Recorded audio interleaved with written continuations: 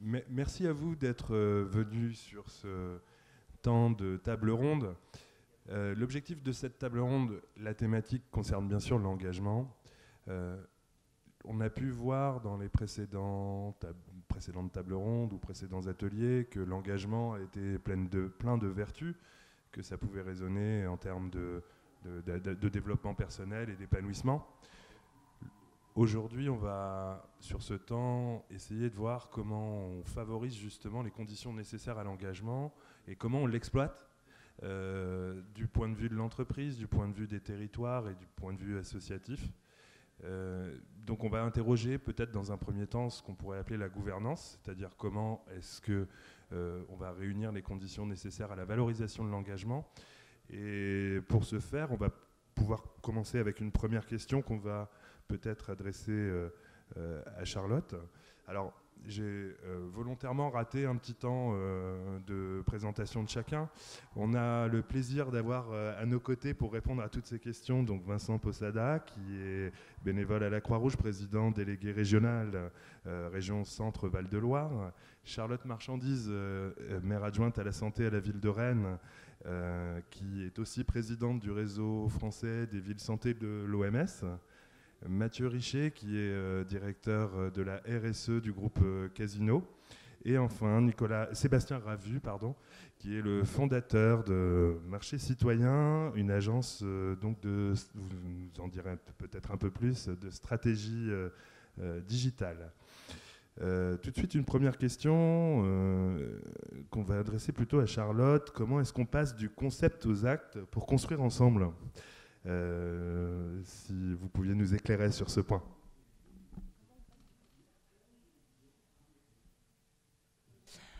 Comment on passe du concept aux actes pour construire ensemble ? Vous avez combien de temps ? La question, je dirais, comment on passe des actes au concept, puis du concept aux actes. Et la question, moi, de mon engagement politique, il vient d'un engagement de terrain avant tout. C'est parce que j'ai été 20 ans dans le monde associatif et sur des questions de participation et de gouvernance en tant que coprésidente et de bénévolat, qu'au fond, à un moment donné, je me suis engagée dans la politique. Et je pense que mon action politique et l'action qu'on mène à la ville de Rennes et que j'ai ensuite menée sur des engagements citoyens politiques, il naît de ma connaissance intime du terrain. Et il naît aussi de pas être dans une posture de c'est moi le dirigeant, c'est moi l'élu, c'est moi le sachant, mais bien dans une posture de comment on construit une alliance et comment chacun est à sa place, mais qu'on fait confiance à la maîtrise d'usage. À la maîtrise d'usage, alors on va parler d'usagers sur la santé mentale, mais on va parler de citoyens, de publics, de bénéficiaires, et à chaque fois, si on accepte que chacun est dans sa maîtrise d'usage, si on sort de la posture, si au lieu d'être dans des formats comme ça, on se met en rond et on reconnaît l'expertise de chacun, alors on peut construire ensemble. D'autre part, si on est clair sur le cadre, parce que parfois le cadre n'est pas clair, et les villes en premier, mais c'est vrai dans le monde associatif, puisque je l'ai vu, on va faire des concertations qui n'en sont pas, où on va parler de tout, et au fond, on ne peut que choisir la couleur du pot de fleurs. Si on dit, ben voilà, là on peut choisir ça, ça et ça, on ne peut pas aller plus loin parce qu'on est sur des compétences villes, et ce n'est pas des compétences nationales, et donc quand je serai présidente, ça sera autre chose, mais là, on peut choisir là-dessus, et voilà quel budget on a. Parce que si on n'est pas honnête sur la façon dont qu'est-ce qu'on va construire, et si on commence à tous faire des plans sur la comète, et en fait on a un budget de 5 000 €, on prend les gens pour des idiots, et on a raté, et on les désengage justement. Merci Charlotte pour cette première réponse très très terrain, comme vous l'avez dit. Vincent, selon vous, votre regard sur comment est-ce qu'on installe une culture de l'agilité dans une gouvernance ? C'est quoi la fameuse gouvernance agile ? Alors là aussi, il faudrait des heures pour en parler. En fait, en matière d'association, je pense que la première des choses, c'est une notion d'écoute et de confiance. Je pense que si on arrive à écouter les attentes des personnes qui s'engagent, à comprendre les besoins objectifs de l'association et de faire consolider tout ça, et puis surtout de lâcher un peu prise sur tout ce qui est contrôle, tout ce qui est procédure, donc de bien définir au niveau national un cadre, mais laisser une flexibilité à l'intérieur pour que les gens puissent s'exprimer, innover et trouver des opportunités et les conduire tout seuls et en pleine responsabilité. Donc ça, c'est peut-être un des éléments de l'agilité qui pourrait qui est déjà intégré dans la gouvernance Croix-Rouge et qu'on essaie de développer quotidiennement. Merci Vincent. Alors peut-être une question pour Mathieu Richer. Mathieu, du point de vue de l'entreprise, qu'est-ce que vous mettez en place? Que représentent pour vous, dans un premier temps, les personnes engagées? Et qu'est-ce que vous mettez en place justement pour aborder cette question de l'engagement? Qu'est-ce que ça représente au niveau d'une entreprise? Alors, nous, on est rentré effectivement par l'engagement au début sur la valorisation de l'engagement dans nos processus de recrutement. C'est-à-dire qu'en fait, on s'est aperçu, notamment en échangeant à la mise en œuvre du dispositif du service civique, que les jeunes qui faisaient un service civique, en sortie de service civique, ils avaient développé des compétences techniques, mais surtout, on va dire, sociales, qui étaient complètement transposables dans le monde de l'entreprise. Alors, pareil.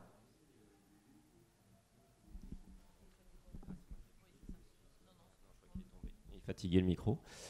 Donc ça peut être apprendre à gérer une équipe, à faire un budget ou à convaincre des financeurs de financer un projet. Et donc on s'est dit que c'était pour nous très intéressant effectivement de valoriser ces compétences et de recruter ces jeunes, à la fois pour ces compétences, mais aussi parce que finalement ils ont une forme d'engagement qui est clé dans la motivation en entreprise, mais aussi en dehors de l'entreprise. Donc on est rentré vraiment sous cet aspect-là. Et puis ensuite, on s'est posé la question de se dire, mais finalement, on veut recruter des jeunes engagés, mais au sein de notre entreprise, on a sans doute beaucoup de gens engagés. Donc on a travaillé sur un deuxième axe, qui est la valorisation de l'engagement en interne et des collaborateurs engagés. Donc je pourrais y revenir tout à l'heure. Et puis on a travaillé ensuite sur un troisième axe en se disant, il y a peut-être beaucoup de collaborateurs qui voudraient s'engager, qui ne sont pas engagés, et est-ce qu'on peut faciliter leur engagement bénévole? Et donc là aussi, on a développé des programmes sur lesquels je pourrais revenir, si vous le voulez, tout à l'heure, pour faciliter leur engagement, parce que quand voilà, on est dans une direction RSE, c'est facile d'avoir accès à des associations, et puis si on veut s'engager, voilà, on connaît du monde, mais quand vous êtes dans un magasin en zone rurale, c'est déjà plus difficile peut-être de créer ces liens et de pouvoir trouver une association dans laquelle s'engager. Voilà, donc on a travaillé sur ces trois axes-là. Nous, l'idée derrière, c'est vraiment qu'on est persuadé que l'expérience associative ou bénévole permet de développer des compétences et permet d'avoir des collaborateurs très engagés, donc très motivés. Il y a un lien très fort entre les deux. Et parfois en entreprise, comme n'importe quel employé, on peut être un peu démotivé dans son travail pour X raisons. Et bien on va trouver une source de motivation dans son engagement bénévole. Et puis après, les choses peuvent changer en interne, ou soi-même, on peut nourrir sa motivation via son engagement bénévole, et on va avoir des employés qui peuvent se remotiver comme ça. Donc pour nous, il y a vraiment un cercle très vertueux, et ce n'est pas deux mondes opposés, c'est au contraire deux mondes très complémentaires. Donc, ce que j'entends, c'est que pour toute personne qui candidaterait chez vous, il faut vraiment mettre en avant son engagement associatif sur son CV, ce que parfois il n'est pas facile de faire. Alors, exactement. Donc nous, on a travaillé à former les équipes ressources humaines sur le fait de valoriser l'engagement bénévole. Quand on a travaillé sur cette question en 2010, on avait fait le constat que dans les pays anglo-saxons, votre engagement bénévole, il peut être suffisant pour être recruté dans une entreprise, ce qui n'est pas du tout le cas en France, voire en France, ça peut être discriminant. C'est-à-dire que même selon le type d'engagement que vous avez et le type d'association dans laquelle vous êtes engagé, il peut y avoir un biais discriminant dans les processus de recrutement. Donc nous, on a travaillé sur cet enjeu pour rappeler à nos équipes qu'effectivement, il ne pouvait pas y avoir de discrimination liée à l'engagement bénévole, mais qu'au contraire, on voulait avoir des personnes engagées dans des associations en leur expliquant pourquoi. Ce n'est pas juste voilà, une idée comme ça qui est venue de la DRH. Donc on a travaillé sur justement les compétences que les jeunes, là, souvent on est parti sur les jeunes, mais ça vaut pour les moins jeunes, peuvent acquérir dans leur engagement bénévole. Et ce référentiel, on l'a diffusé et on l'a partagé. Et régulièrement, on reforme les équipes et on met en place des actions de sensibilisation pour que les équipes de recrutement soient complètement convaincues qu'effectivement des gens qui sont engagés dans la vie associative ont des talents qui conviennent parfaitement à nos métiers. Merci Mathieu. Alors on a vu à travers les différentes, conférences auparavant justement que cet engagement chez les plus jeunes consistait à vouloir faire bouger des lignes, tandis que chez des personnes un peu plus âgées, on est plus sur une notion de contribution à. Charlotte, sur une démarche projet, une gouvernance associative, tout à l'heure vous nous avez dit que ça serait bien qu'on soit en cercle par exemple pour pouvoir être dans des bonnes conditions. Comment, toujours dans l'idée de réunir ces conditions favorables à la gestion de l'engagement des uns et des autres, comment est-ce qu'on fait une place pour chacun dans une association pour vous ? Je crois déjà, par l'exemplarité et pour la boutade, moi normalement j'accepte jamais d'intervenir sur une table ronde où il y a 4 hommes et une femme. Et puis bon, voilà. Et puis j'espère que la prochaine fois le festival s'appellera Toutes et tous engagés point médian ES. Oui, mais ça parce que moi on est venu me chercher pour faire de la politique parce qu'il n'y avait pas de femmes et parce que j'étais engagée. J'y avais même pas pensé parce qu'il y a un auto. Et j'étais déjà engagée, j'avais déjà un pied dans plein de choses. Il y a une autocensure. Si je vais dans des environnements où il n'y a que des hommes, en tant que femme, je vais avoir du mal. Et c'est vrai en politique, c'est vrai ailleurs. Si je suis un jeune issu des quartiers ou une jeune issue des quartiers, si je suis une personne en situation de handicap et que je ne me sens pas à ma place et que j'ai l'impression d'être en dehors, si ce n'est pas adapté. Moi, je travaille beaucoup avec les personnes en souffrance psychique. J'adapte les réunions. Ça veut dire des réunions qui ne commencent pas trop tôt. Ça veut dire une pause toutes les heures parce que quand on est sous produit parce qu'on a une souffrance, il faut faire une pause. Je ne peux pas être réveillée tôt.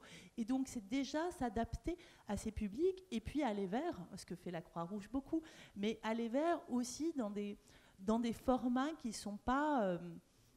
qui font pas peur, qui vont pas vous faire pointer du doigt par la communauté aussi. Et à chaque fois, c'est en demandant l'avis des gens, en étant pertinent et en disant ce que vous faites pour nous, sans nous, vous le faites contre nous. Et de se redire à chaque fois, alors on réussit plus ou moins bien, on arrive plus ou moins bien, mais je pense qu'à chaque fois, la posture qui fait que ça marche, c'est qu'on lâche le pouvoir. C'est qu'on dit, là, et c'est ce que vous dites, c'est pas moi qui décide. En tout cas, c'est pas moi qui décide tout. Je vais devoir trancher à un moment, mais c'est pas moi qui décide tout. Et plus on lâche, et on le voit sur les budgets participatifs, année après année, ça marche. On a de plus en plus de gens qui s'impliquent parce qu'effectivement, on a léché le pouvoir. On a dit c'est vos projets, c'est vous qui les décidez, c'est vous qui les votez. Et c'est 3,5 millions de budget. Et comme on va faire avec les gens, comme on va faire pour eux sur leur vie quotidienne, comme ça va affecter leur vie, comme il y a des gens de leur communauté qui vont les porter, et là ça change. Mais ça prend du temps, on est sur du temps long. Ok, merci Charlotte. Donc en fait, ce que vous pointez, c'est l'art de conjuguer les enjeux qui sont liés à la structure avec celui des personnes. Justement, Sébastien, est-ce que vous pourriez nous éclairer sur cette charnière au niveau des enjeux? On parle de concepts comme la sociocratie, l'holocratie. Est-ce que vous pouvez nous éclairer un peu? Alors, je vais d'abord repréciser un peu ce que je fais. Effectivement, j'accompagne des entrepreneurs sociaux ou des intrapreneurs sociaux dans leur communication et leur marketing. Et justement, je crois qu'aujourd'hui, le marketing qui fonctionne, c'est plus celui qui consiste à mettre les gens dans des cases et à essayer de leur envoyer un maximum d'informations de la manière la plus massive et la plus intense. C'est au contraire un marketing qui va s'interroger sur les besoins des gens individuellement ou dans un groupe social. Et à partir de l'analyse de ces besoins, on va essayer de se mettre en empathie avec eux et du coup leur proposer le produit ou le service qui est le plus intéressant. Alors ça fonctionne pour des entreprises, mais c'est quelque chose qui fonctionne aussi pour des organisations et ça fonctionne à l'intérieur des organisations. Ça résonne pas mal avec ce que disait Charlotte tout à l'heure, se mettre à la place effectivement des publics et ensuite pouvoir leur proposer, leur envoyer un message ou travailler avec eux. Et du coup, dans les organisations, notamment dans les organisations issues de l'économie sociale ou engagées en général, ça peut être aussi dans la RSE, dans une entreprise, mais en gros, pour toutes ces personnes engagées, il y a beaucoup d'émotions qui sont partagées, puisqu'on n'est pas là uniquement pour du profit, on n'est pas là uniquement pour se développer pour la croissance de l'organisation, on est là aussi parce qu'on partage des valeurs et c'est très important. Et c'est partagé par l'ensemble des personnes. Et du coup, ça génère aussi beaucoup d'émotions et beaucoup de tensions, parce que paradoxalement, quand on est très engagé, les émotions sont un peu à fleur de peau. Et du coup, ça peut générer un certain nombre de tensions. Et du coup, dans le travail que j'ai réalisé à titre personnel, mais aussi à titre professionnel, je me suis aperçu qu'un certain nombre de techniques fonctionnaient bien pour lever ces tensions. Ça a commencé par... voilà, c'était plus à titre perso, mais ça fonctionne dans les entreprises. J'ai lu un bouquin qui s'appelle « J'arrête de râler » de Christine Levicki, et qui est très intéressant parce que toutes ces râleries qu'on peut au quotidien partager avec les autres, on s'aperçoit que la première victime de ces râleries, finalement, c'est nous. Ça nous fait du mal au quotidien, on n'arrive pas à vivre sa vie pleinement quand au quotidien on râle. Et en plus, on le partage avec les autres, et dans une équipe, ça peut créer un certain nombre de tensions. L'autre technique que j'ai testée en participant à titre bénévole au mouvement Colibri, c'est la sociocratie. Et alors c'est tout un tas de techniques très intéressantes de gestion, de l'organisation, de mobilisation. Mais il y en a une que j'ai trouvée particulièrement pertinente, c'est la prise de décision par consentement.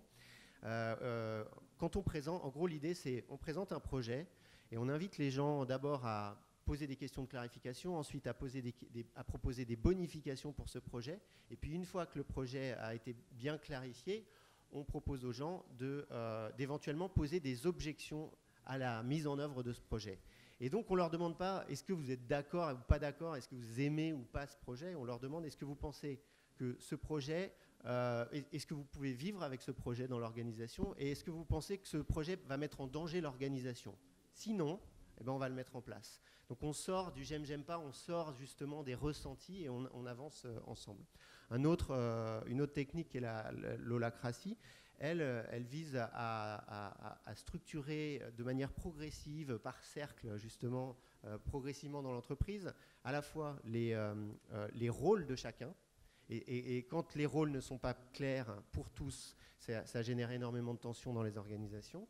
Et quand les tensions, les petites tensions du quotidien ne sont pas elles aussi levées, là, ça génère énormément de tensions. Et une fois qu'on libère les gens de j'aurais aimé que lui soit au courant, j'aurais aimé partager cette information avec elle, j'aurais aimé que le groupe sache, j'aurais aimé que le groupe fasse. Une fois qu'on a levé ces tensions-là, l'organisation peut avancer. Et je dirais que pour toutes ces techniques, il y a quelque chose qui sous-tend ou qui peut permettre d'améliorer encore l'organisation dans les entreprises, c'est la communication non violente, qui est basée sur un certain nombre d'étapes, de description, justement de présentation des émotions. Et ça, c'est intéressant dans les organisations. On peut aujourd'hui parler de ces émotions plus librement, mais en gros, je décris la situation, je parle de mes émotions, de ce que ça génère.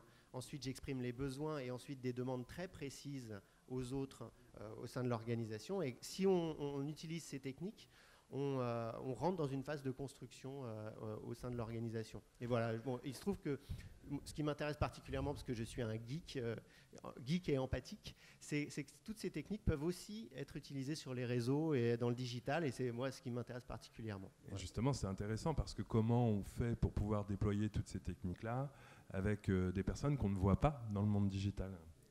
Alors, en fait, moi, j'ai réalisé que ce phénomène en travaillant sur la campagne de crowdfunding du film Demain.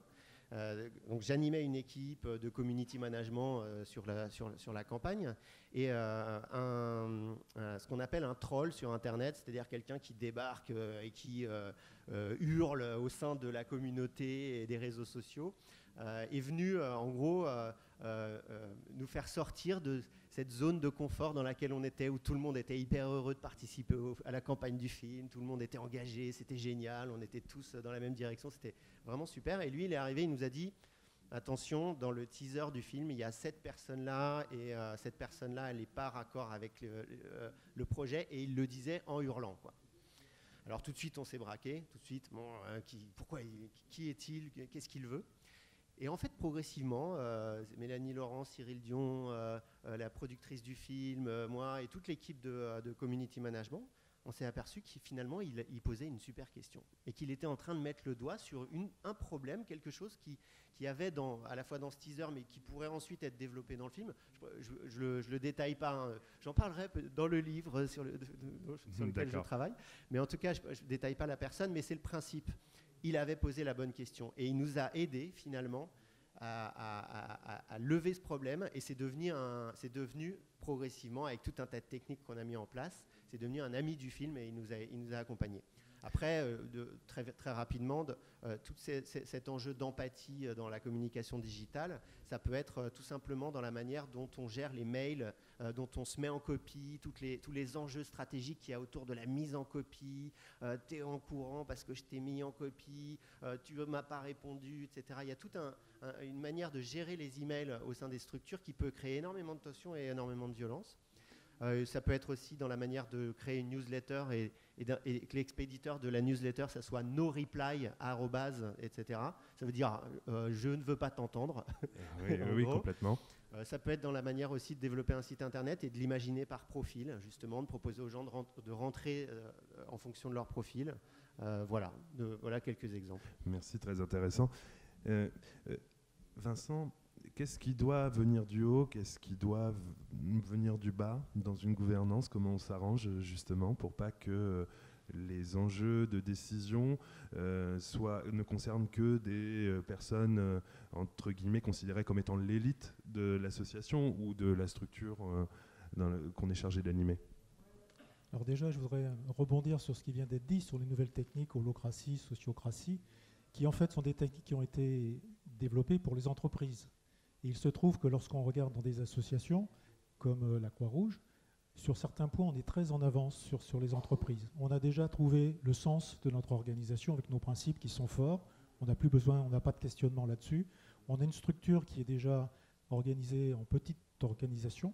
Donc on est déjà dans la notion des cercles qui sont proposés. Donc on est déjà avancé. Là où on est moins avancé, c'est sur cette notion de décision, pour répondre à la question qui est là, c'est de savoir qui décide.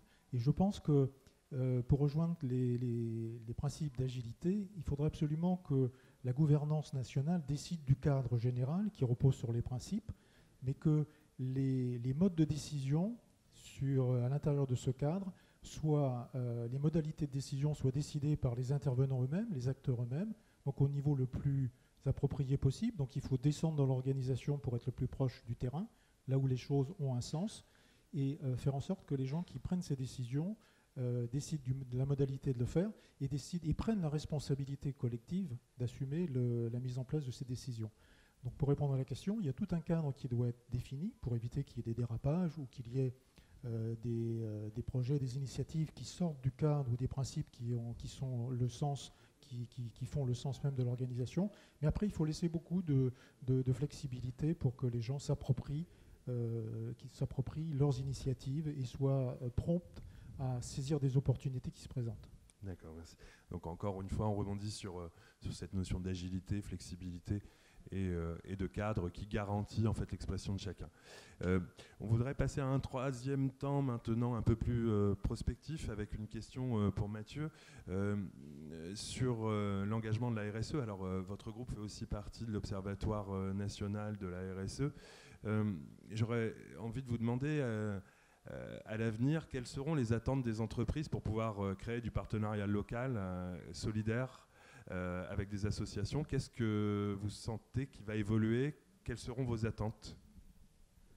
Alors, ce que nous, on observe et ce qui fonctionne, c'est qu'on n'est plus effectivement dans une logique comme on a pu être pendant des années où l'association venait avec un projet et puis demandait un financement. Et après, on trouvait que pour telle ou telle raison, on allait le soutenir.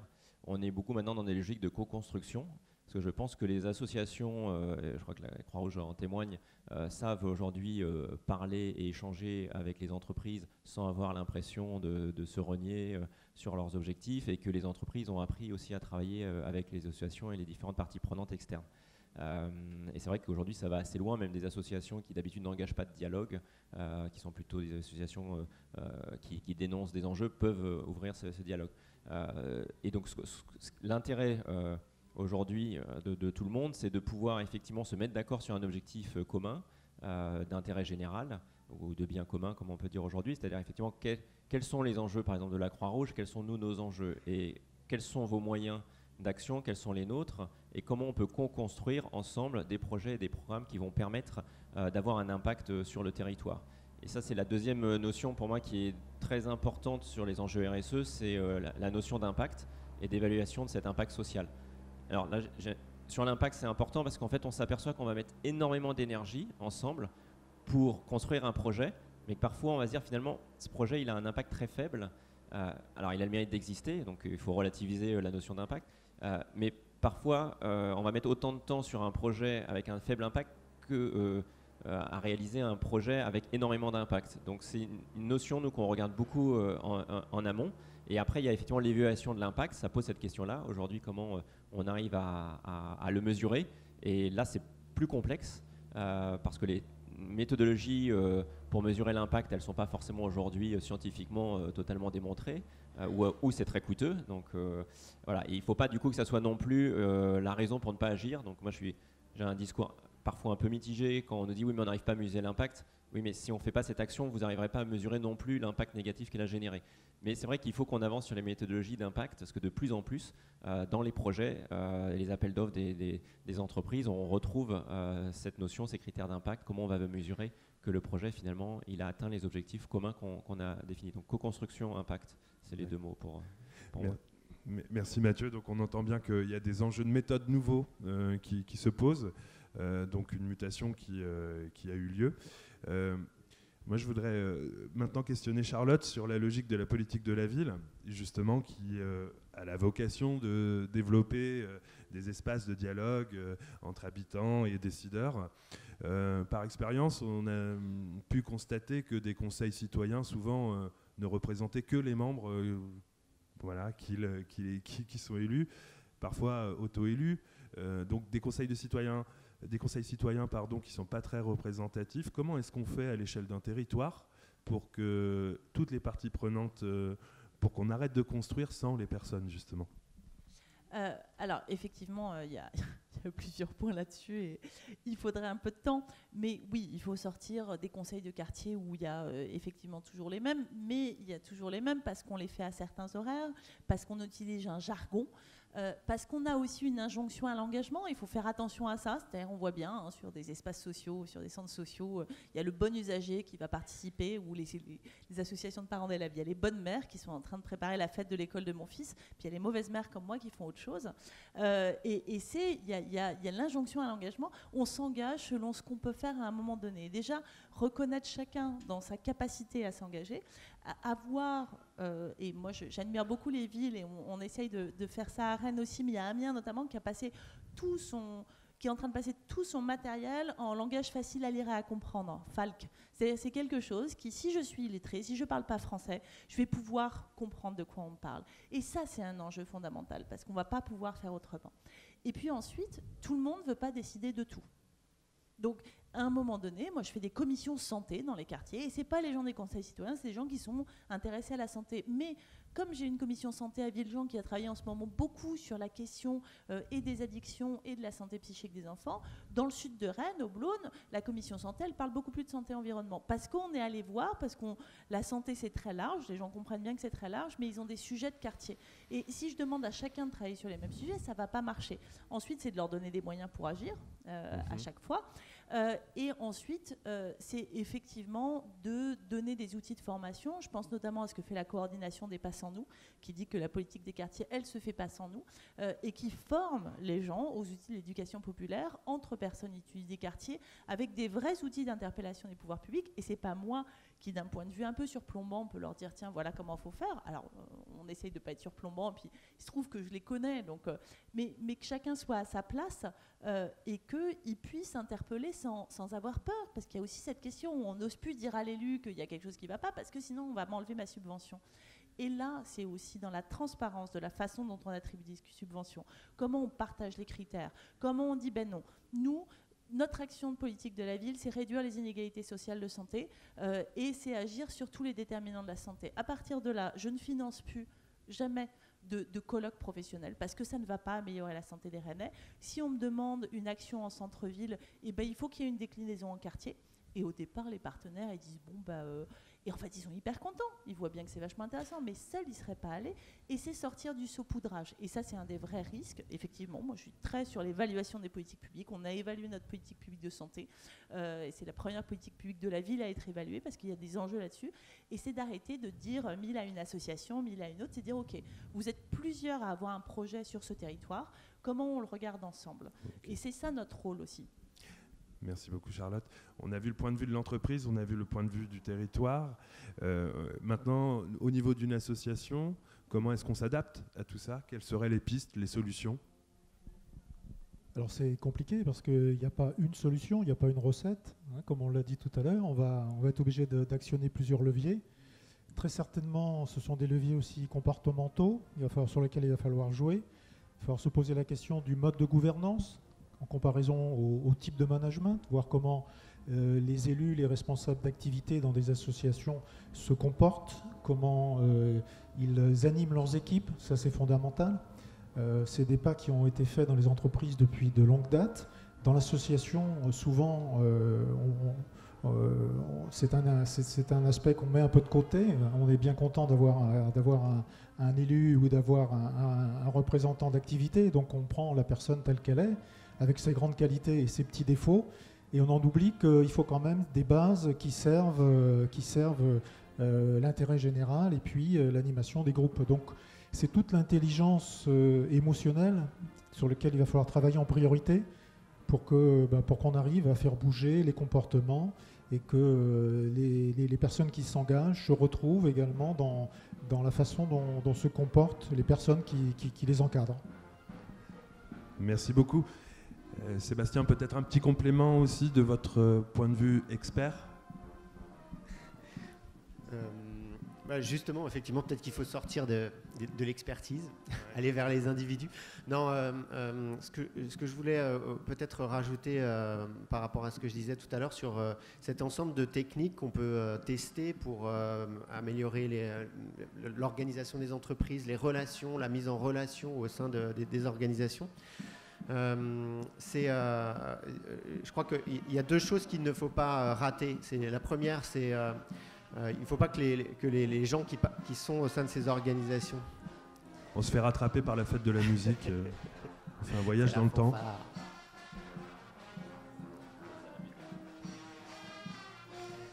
Et ça va, vous m'entendez? Une place pour chacun, y compris pour la fanfare. Comment? Une place pour chacun, y compris pour la fanfare.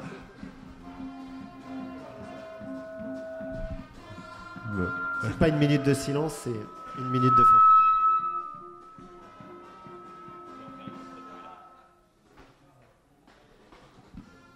C'est bon? Est-ce que vous m'entendez? Ce que je voulais dire par rapport à ces techniques, c'est la première chose, c'est que toutes ces techniques et tout ce qu'on essaye de mettre en place pour améliorer les organisations, c'est d'abord au service des individus. C'est d'abord au service de leur propre épanouissement, de leur propre développement personnel et puis de leur propre épanouissement dans leur travail et dans leur mission. C'est pas pour faire plaisir aux autres ou pour faire plaisir à l'organisation, c'est d'abord individuel. Et puis je dirais que toutes ces techniques de communication, elles sont... excusez-moi, j'ai perdu le fil de ma pensée avec la fanfare. Mais en tout cas, en fait, je conclurai juste avec ce que dit un ami, Vincent Auba, qui est expert en communication non violente. Il dit qu'il ne faut pas oublier son DMG quand on fait de la communication non violente. Et le DMG, c'est d'abord ma gueule. D'accord, merci. Et puis merci aussi pour l'exploit d'avoir réussi à ne pas tant perdre le fil malgré la jeunesse qui pousse et qui nous a proposé sa fanfare. On voudrait terminer maintenant ce temps d'échange avec bien sûr des questions de la salle. N'hésitez pas.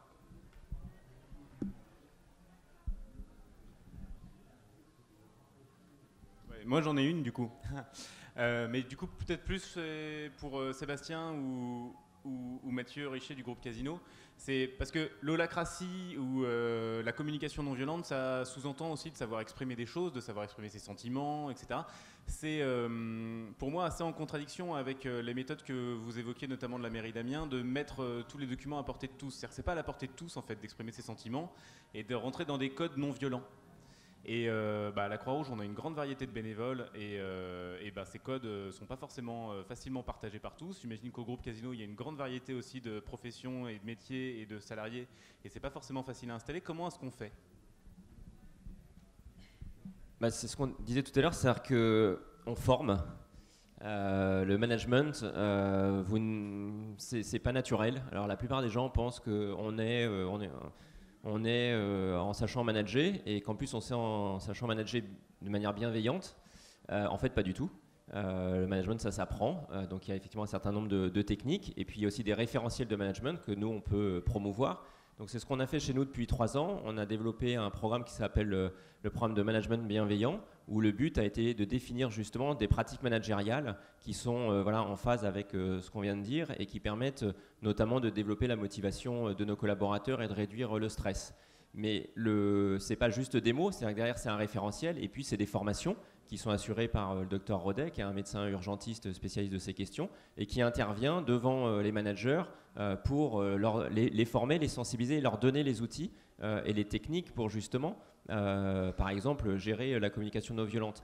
Moi, j'ai découvert aussi ces techniques au fil des années. Je suis sorti d'école de commerce, on ne m'a jamais parlé de communication non violente. D'ailleurs, assez peu de management. Vous vous retrouvez à manager des équipes de 40 personnes dans toute leur diversité et effectivement toutes les problématiques personnelles des collaborateurs, parce que vous arrivez maintenant, et je pense que c'est aussi une des grandes évolutions, dans l'entreprise avec vos problèmes. Pendant longtemps, on a fait comme si, quand vous étiez dans l'entreprise, tout d'un coup, vous étiez un autre avec un costume, mais c'est pas ça la réalité. La réalité, c'est que si vous êtes en train d'être soigné pour un cancer, votre cancer, il reste là quand vous êtes dans l'entreprise. Et donc, il faut former les managers à gérer effectivement ces enjeux, cette problématique, et les émotions qui vont avec.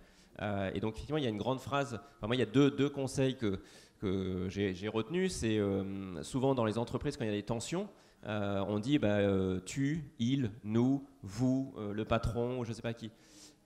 Et jamais si on utilise le je, c'est-à-dire je, moi, je quoi, au lieu de mes collaborateurs quand ils disent oui mais lui il fait ça, non, je dis exprime avec un je ce que toi tu ressens. Et là il dit je suis choqué, je suis énervé quand il fait ça. Déjà on avance, on objective la situation.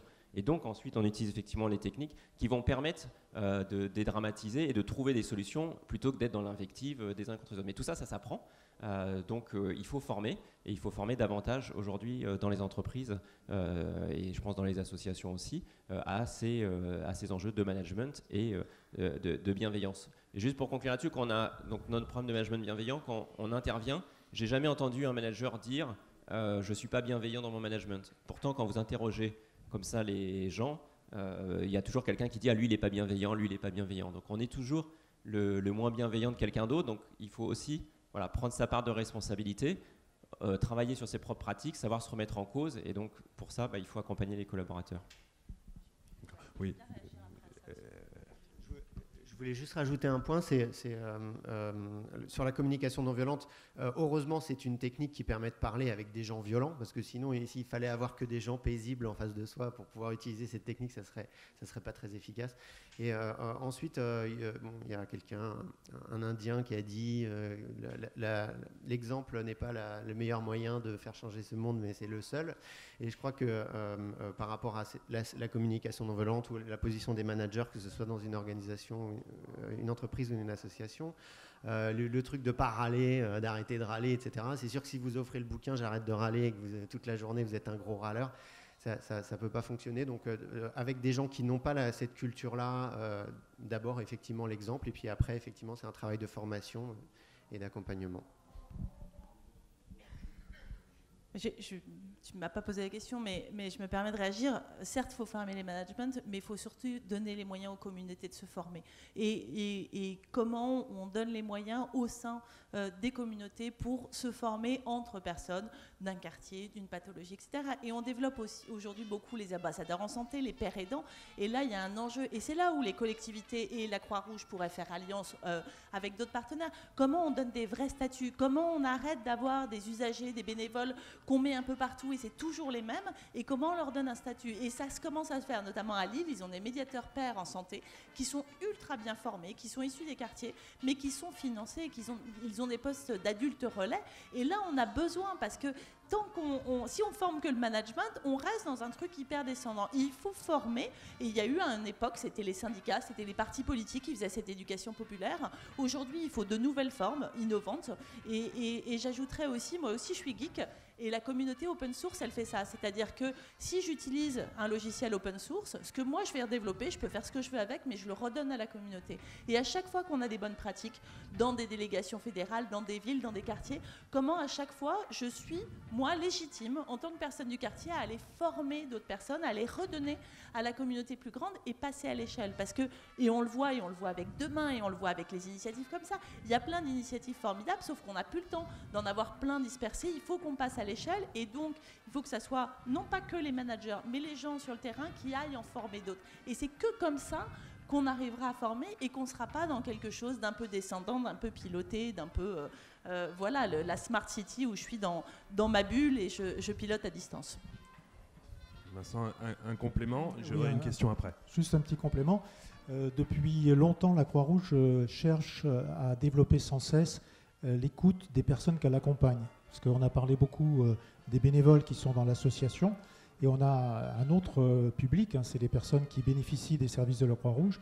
Et là, c'est plus difficile d'aller chercher leur écoute collective.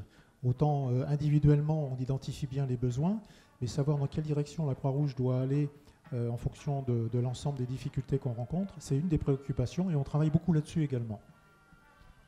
Merci Vincent. Alors, on l'a vu, en fait, finalement, vous avez présenté les paramètres sur lesquels on peut agir. Donc à la fois le management, à la fois la formation, à la fois l'écoute. Maintenant, moi, je voudrais savoir comment on fait en sorte qu'un projet soit partagé par chacun au sein d'une structure qui décide d'agir. Et pour vous, quelles seraient les temporalités pertinentes? Parce que parfois, la frustration dans un projet, c'est qu'on veut des résultats immédiats. On a du mal à imaginer qu'il faille une durée pour qu'on puisse commencer à voir l'impact. Justement, comment est-ce qu'on arrive à calibrer tout ça avec tout le monde? Alors, je n'ai pas la réponse à tout. En revanche, il y en a une à laquelle je suis de plus en plus attachée. Et là aussi, ça fait partie de ce que j'ai envie qu'on porte en alliance ville, territoire, association. C'est on partage le diagnostic. C'est-à-dire déjà, on ne part pas d'un truc de ah ben oui, ma belle-sœur, elle a eu un cancer du sein, il y a eu une urgence, on va tous faire Octobre Rose. Non, on partage un vrai diagnostic infracommunal. Les inégalités sociales de santé, les inégalités d'accès, il faut les mesurer. Si on regarde, par exemple, je vous donne un chiffre, si on regarde l'obésité infantile ville de Rennes, c'est 3%. Super, on est super en dessous des moyennes nationales, sauf qu'il y a des quartiers où c'est 11%. Mais ça, il faut le partager. Ce n'est pas une donnée qu'on doit cacher en tant que politique publique, c'est une donnée qu'on doit partager parce que vous avez d'autres données, l'entreprise a d'autres données. Et comment on fait des diagnostics ensemble? Et dès lors qu'on a le diagnostic, on va trouver des solutions ensemble. Mais si on ne partage pas ce qui va motiver la décision, y compris les recherches scientifiques. Il y a plein de chercheurs partout qui font des travaux formidables auxquels on n'a pas accès, parce que d'abord c'est des thèses et tout le monde n'a pas le temps de lire toutes les thèses produites sur un territoire. Comment on crée des espaces où on commence par partager le diagnostic pour ensuite créer des solutions? Je donne la suite. Alors, donc moi je peux témoigner au niveau de l'entreprise. Le premier point pour mobiliser et effectivement développer ce sentiment d'appartenance, c'est qu'il faut donner du sens. Et aujourd'hui, on est beaucoup dans une rapidité d'action qui fait que très souvent, on oublie finalement de donner le sens. Pourquoi on fait tel changement dans le magasin ou telle restructuration, etc. Donc, il faut qu'on arrive à redonner du sens et à prendre le temps de le faire. Ensuite, je pense qu'il faut redonner de l'autonomie. Et c'est vrai que, c'est tout ce que vous disiez tout à l'heure, je suis moi complètement d'accord, mais il faut réussir. Nous, dans les entreprises, l'enjeu, c'est que effectivement, tous nos collaborateurs aient un juste niveau d'autonomie, c'est-à-dire pas non plus les mettre à risque en disant maintenant tu es autonome, tu te débrouilles, parce que ça ne marchera pas, mais en tout cas qu'ils puissent avoir une autonomie, des leviers d'action. Je pense qu'après, il faut qu'on apprenne et qu'on forme, et notamment les jeunes, à coopérer, parce que le système aujourd'hui tel qu'il est fait, il n'est pas fait pour coopérer. Tout le monde dit oui, mais coopère avec ton petit camarade à l'école, mais dans la réalité, on reste quand même sur tes premiers, tes troisièmes, tes dixièmes, etc. Et les enfants sont très en compétition dans l'école. Donc on a aussi un travail d'éducation à faire sur la coopération, et y compris chez les adultes. On n'a pas forcément appris à coopérer, ou souvent on pense qu'on coopère, mais c'est pas de la coopération. C'est effectivement, moi je suis manager, je coopère. Non, en fait, tu me donnes ton avis, mais je vais quand même t'imposer ma décision au final. Donc c'est pas de la coopération. Donc il faut aussi travailler sur l'élément de la coopération. Voilà, c'est une manière, quelques outils pour engager, mais c'est vrai que c'est un enjeu pour nous tous. Ce qui finalement se rejoint. Juste pour dire qu'en fait, ce que vous évoquez, Charlotte, c'est le diagnostic participatif finalement. C'est comment on arrive à d'abord fédérer les gens autour de constats plutôt que d'arriver avec un projet. Hein. Le sens, c'est lui-même un projet, et je pense qu'il y aura Je viens ajouter une chose sur un constat. Parce que la problématique des constats, c'est qu'on peut être d'accord sur les constats, mais souvent on n'est pas d'accord sur les solutions. Et c'est à ça qu'il faut qu'on arrive à travailler aussi, c'est comment on construit des solutions en commun. Généralement, les constats, les gens sont assez... c'est rassembleur. Ce qui est très difficile, c'est effectivement ensuite, dans les solutions, on est souvent en désaccord. Et comment on met les méthodologies pour embarquer tout le monde, une fois que la solution a été définie et trouvée, ça me paraît beaucoup plus compliqué. D'accord. Je voulais parler de quelque chose que je connais bien, hein, qui est la communication. Et la communication, c'est d'abord un moyen d'engager les autres, hein, d'engager en externe ou d'engager les équipes en interne. Et je sais qu'il y a encore quelques clients aujourd'hui qui me disent bon, alors voilà, vous avez compris notre problématique, quelle est votre recommandation d'agence ? Et en fait, moi, je me considère plus du tout comme un recommandeur, mais plutôt comme un animateur. Et tous les process de communication sur lesquels je travaille, ils sont faits avec les équipes, voire même avec des gens de l'externe, avec tous les processus collaboratifs, même pour faire de la communication. En gros, sortir des experts et travailler avec les gens qui font. C'est un bon moyen d'engager justement toute l'entreprise en interne ou toute l'organisation ou l'association en interne pour que derrière, à l'extérieur, ça soit perçu justement avec la réalité de ce qui se passe dans l'organisation soit perçue au travers des messages et des actions de communication. Oui, alors j'avais une petite question pour savoir si vous aviez une vision sur comment on pouvait amener les bénéficiaires donc, des services de l'association à devenir eux-mêmes des acteurs. Parce qu'on se pose souvent la question dans l'organisation du bénévole bénéficiaire ou bénéficiaire bénévole.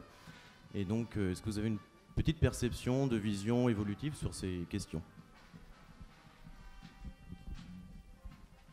En fait, on se rend compte aujourd'hui que les associations, les grandes associations comme la Croix-Rouge, ont besoin et ont nécessité de s'ouvrir sur non seulement les personnes accompagnées, mais sur tous les acteurs qui, d'une manière ou d'une autre, vont influer sur le cours de l'association.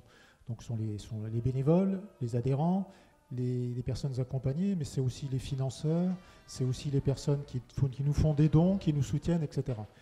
Et effectivement, la question que l'on se pose, c'est comment être le plus pertinent possible pour capter les besoins, les informations que nous donnent ces différents publics. Alors on travaille dessus, mais c'est très mouvant. On a quand on parle de personnes accompagnées, on le sait très bien, hein, les personnes changent. C'est pas un public qui est, sauf dans les établissements où on parle de patients, où là on connaît les gens, mais les personnes accompagnées par les volontaires de la Croix-Rouge ne sont pas les mêmes d'un jour à l'autre. Donc comment faire ? Et c'est une grande question que l'on se pose. Individuellement, localement, on arrive à trouver des solutions, mais on n'a pas encore trouvé la solution qui permette de dire à coup sûr, voilà comment on peut faire pour être certain qu'on est dans la bonne voie. Donc on le sait, mais c'est par itération, par tâtonnement. Merci beaucoup Vincent, merci beaucoup à chacun. On est pile dans le timing, il est 11h. On vous remercie d'avoir été présents. J'ai failli dire nombreux, mais on a vu que le nombre avait augmenté au fur et à mesure que la table ronde avançait. Juste du lien à faire entre ce qui vient de se dire là, ce qui vient de s'échanger. À 11h, on aura donc sur la scène principale une question qui va se poser, qui va faire écho aussi à ça. C'est comment est-ce qu'on est agile ou comment est-ce qu'on reste agile quand on a 150 ans. 150 ans, c'est l'âge de la Croix-Rouge. Et puis un atelier qui va avoir lieu après, peut-être s'il y a des gens parmi vous qui sont intéressés, sur la gouvernance et justement la gouvernance du futur, qu'est-ce qui va pouvoir se mettre en place. Merci beaucoup à vous.